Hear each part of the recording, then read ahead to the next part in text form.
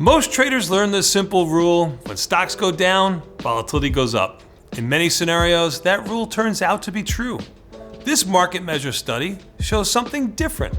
When volatility hits extremes, correlation softens, probabilities shift, and price action becomes less predictable. This market behavior is rare. It can be uncomfortable and often catches traders off guard. Stay tuned. The data in this study shows exactly when this phenomenon happens and why it's important to understand.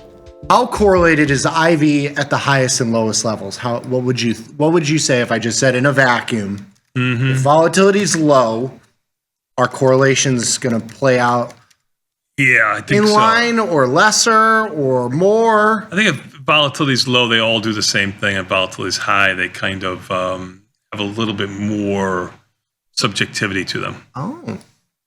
Am I wrong? Kind of. Everything goes to one. Correlations go to one when you get volatility. I mean, that's... Yeah, kind of right. I was thinking about the one-off when you have one stock that has higher implied volatility, like on an earnings. Oh, yeah, okay. So you're talking, Yeah, I wasn't thinking overall. I was thinking more like for an earnings play, or they're coming out with some sort of announcement or something like that, and their volatility is high and everything else is low. That's how I was answering it. Well, let's see what we got. Yeah. So the S&P 500 and its IV are negatively correlated with a historical average of a negative 81, meaning the S&P 500 going up, volatility goes down. And that's what a negative correlation, they move in opposite directions. So when markets are going up, volatility is typically going down. You're going to obviously on a day-to-day basis have different changes, and you could see this even in this rolling correlation. When you have spats of volatility, the correlation gets a little bit lesser here. You get on a day-to-day basis. So today we're going to take a look at correlation when the VIX trades at extremes, high and on the low side. So we're going to talk about like just kind of extreme marks in volatility on both the high and the low side. Does the typically strong inverse correlation change? We're going to kind of quantify whether, when volatility spikes, does correlation change as well? So we're taking a look at this. What was that one big spike up there? I'm sorry, I missed it. What is that? Oh, that's 2020. Sorry. So that's COVID, and then you had the tariff tantrums in there. What was the other one that we have? Was that like around the election? Yeah, that's could be. In middle of 2024. I think we had some election volatility there too. Or no, was that yen unwind? I don't know, to be honest with you. See, again. Is it okay to say you don't know? Time just blends together. It does blend together. And I'm a 45-day time frame right now. That's true. It's like we're like goldfish. It's right. I don't remember any of that stuff. Dude, what happened in 2020? You don't even remember that? Who cares? Doesn't do anything. COVID. That was yeah, of course. Yeah. No, I knew that one. Yes. Yeah. So the study that we're going to take a look at here, of course, we're going to look at VIX and SPX, and we're looking at the correlation 2013 to present. We recorded the average price correlation when the VIX trades at different levels. So we looked at less than 12. This is the VIX, so low, very low, which is kind of a shock. Do we even remember the last time we were at 12? We didn't have 12 post-COVID. Oof. Have we? I don't think we have. Not to my knowledge. Let's take a look real quick. Let's see, $sign. Hey, you don't need the dollar sign. I mean, if you look at VIX, you probably had it. Yeah, VIX, that's what we're looking at. Yeah, if you look at VIX, you've had it. If you look at the futures, you didn't. A couple times. Yeah. So we're looking at less than 12, very low volatility. Between 12 and 15, I would say that's more in the normal range. I would say between 15 to 20 are, slightly perky volatility. And then between 20 and 30, and then greater than 30 being our high volatility kind of spot. Oil. Yeah. Oh, Craig left. We don't have to give him his cut. I know. That's perfect. Perfect all right, timing. Snooze, you lose.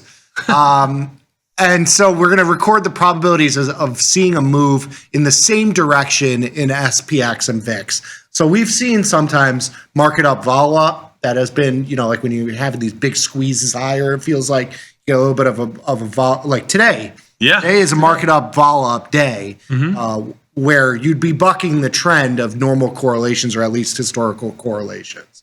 So we're going to try and quantify this a little bit. So the tightest inverse correlation between price and volatility occurred when volatility was in the middle, 81% of its range, between 12 and 30. What this is saying is that the correlation on a day-to-day basis is much higher when volatility is in its like normal range, right? So, and this even gets into like the 20 to 30 range, which is pretty high. Yes, but you're typically seeing that movement when you're getting into these really low vol regimes, like less than 12 or really high, greater than 30. The correlations break down. Like there's a lot less. It's a lot more random day to day in terms of whether volatility and the market are going in opposite directions. It's more like, what we're seeing now with market up, vol up. That's because we're sitting in we're on like the lower end of this range. We're on the VIX is at 1727 right now. So we're kind of in the lower half of this kind of regime. And you can see, when your correlations are tighter, when you're in quote unquote normal volatility. When you're really, really low volatility or really, really high volatility, correlations get a little bit funkier. Absolutely. And that's what we look for too, right? Some of that volatility funk that you just talked about. Like if we're looking to sell premium, we want it to be high. That's what we're looking for. Yeah. I think this. But we want to catch the higher end, not the middle high end, right? I mean, which is the middle high end is good too. But that's where you always are. Yeah, but right? you want to avoid the super high end or the super low end. No, you want to avoid when it's low and getting hit when it goes high. Yeah, when you're short vol. Yes, when you're short vol. But the super high end, you have to size appropriately. Yes, because there's one, it starts acting like 3 because volatility is 3 to 5 times higher than it normally is. Yes. And you're not going to be used to that type of swings in your account if you were usually trading 3-4 contracts in something that has super high implied volatility than 3-4 contracts when something has its normal volatility, its normal expected moves. The numbers get pretty big. And that's why, I've always talked about, I don't look at the top of my trading platform when I'm trading 9 times out of 10. Sometimes I'll look at it when I really want to hurt myself, but not usually. I don't want to be skewed by that number. Yeah, for sure. Yeah. Anyway, takes the emotions out of it. Yes, it takes a little bit. Yes, a little bit. Not a ton, but a little bit. Yes. I think we skipped one. Yes. So here, regardless of where vol is at, the probability of seeing a down day in both the VIX and SPX was around 10%. This means market down, vol down. However, the probability of seeing a move higher in both dropped from 16 to just 4% when vol climbed above 30. So you typically see, which this isn't a shock either, the market up, vol up when vol's at lows. Which shouldn't shock you. Like we're seeing that today because you have markets at highs, vol low-ish in the lower end of where it's been trading. They're both going up. It doesn't necessarily mean anything, but it tells you, where we are with markets. How low can volatility go is really what it comes down to. At some point, volatility. The 8 handle. I remember. Yes. Yes, you are right. It could go as low as 8. But at 12. some point, in a short period of time when you just had vol in the 20s, how low can it go? Now, it can stay here for a year and continue going lower. We don't know what's going to happen in a year. But at this point in time, you get that 18 vol, 17 and a half vol. It doesn't get a lot lower than that in this time frame. For sure. So here, this just gives you kind of a breakdown of when the VIX is at a certain level, the probability of an update in the VIX and SPX. You can see when volatility is at the lower end of the range, you tend to see more occurrences where vol up, market up, like we're seeing now. When volatility is high, you're not typically seeing both of those go in the same direction, meaning the market's probably going down and vol is probably going up. That's typically what you're seeing there. So the probability of down days in the VIX and SPX, this basically means, market down and vol also contracting. You can see across the board, there isn't much of a pattern here. And it tells you what you need to know about markets and volatility is that when you're seeing volatility. It's basically everything. Everything's kind of moving in the same direction here. When you have lower volatility, you get kind of that goofiness of correlation where sometimes vol just increases because it's low and markets continue higher. You bought your MBT at 68.2 in the orders. It's about 69.1 3/4. Well, you want me to take that off? I don't know. There you go. Thank you. Thank you. Happy? So you could have kept the runner.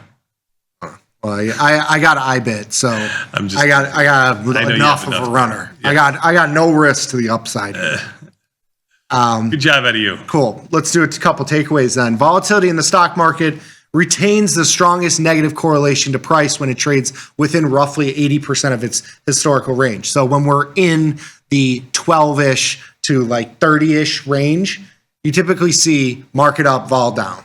That's typically how it goes. When you get outside of those ranges, when you have really low volatility and really high volatility, the correlations become a little more random. You could have, when volatility is super high, above 30, and market goes down, 30 points, you might see vol contract on that move and have both of them go in the same direction. Same thing on when volatility is low. Like a day today, you got vol up 0.6% and the market up 0.2%. So you're seeing market up, vol up. Those, when you're at the extremes, they can go together. And so when vol gets very cheap or very rich, it's common to see a slightly weaker correlation. Weaker correlation means a higher and unbalanced frequency of seeing a move in the same direction in the price and volatility. It's playing out right now.